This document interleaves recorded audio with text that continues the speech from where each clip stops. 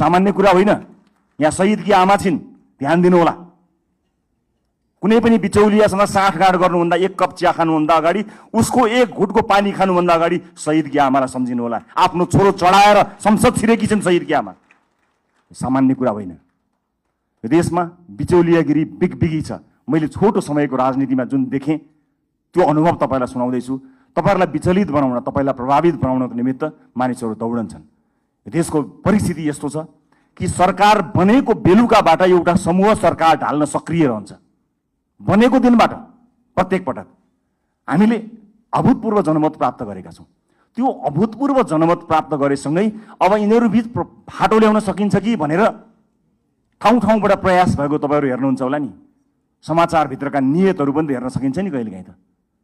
त्यस्ता ठाउँबाट हामी बच्नुपर्छ। हामीलाई फुटाउने, हामीलाई गिराउने, हामीलाई गरद गराउनेहरूको बिगबिगी छ।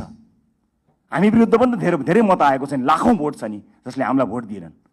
अन्य विभिन्न नेताहरू छन्। प्रतिपक्षीको कमी रहँदैन, विरोधीहरूको कमी रहँदैन। फरक यति हो कि हामी कति बलियो छौँ।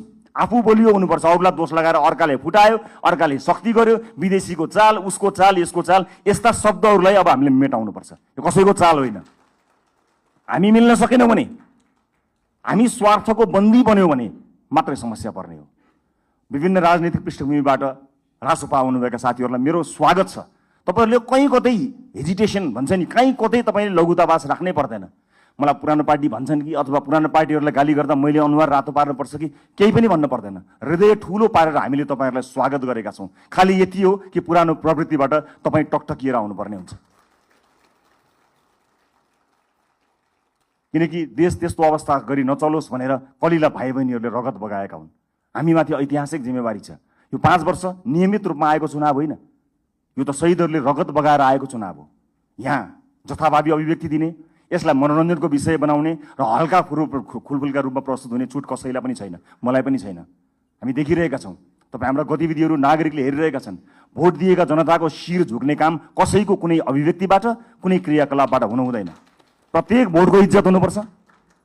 हो, सञ्चार माध्यममा बोल्न रमाइलो लाग्छ, आफ्नो बारेमा समाचार आउँदा रमाइलो लाग्छ, आफ्नो बारेमा वाहवाही हुँदा रमाइलो लाग्छ। सञ्चारकर्मी साथीहरू पनि यही समाजका साथीहरू हुन्, उनीहरू मित्र हुन्। उनीहरूले कहिलेकाहीँ आफ्नो पक्षमा राम्रा कुरा लेखिदिँदाखेरि आफ्नो दङ्ग परिन्छ। तर त्योभन्दा अलिकति माथि उठ्नुपर्छ। तपाईँले दिने अभिव्यक्तिले वैदेशिक सम्बन्धमा के प्रभाव पारेको छ त्यो कुरा याद नगरिकन तपाईँले त्यस्ता किसिमका हल्का फुल्का अभिव्यक्ति दिनुभयो भने देशलाई दीर्घकालीन रूपमा असर गर्न सक्छ। अब तपाईँ हिजोको मान्छे होइन, अब जिम्मेवार सांसद हो, जिम्मेवार राजनीतिकर्मी हो, जिम्मेवार प्रतिनिधि सभाको सदस्य हो।